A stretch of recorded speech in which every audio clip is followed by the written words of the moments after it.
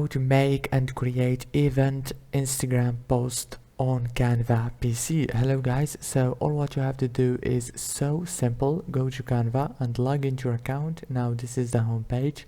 Go to the top and click on create a design. Now search for Instagram post and click on it. After you click on it, it will take you to this page. Now go to the search bar here again and search for event. Click enter, and here you go. Now choose one of these templates. For example, this one, it's a music event. You can change now everything right here. And yeah, after you finish editing this or whatever template here, go to the top and click download. Very easy and fast. If this video was helpful, please don't forget to like and subscribe, and thank you so much for watching.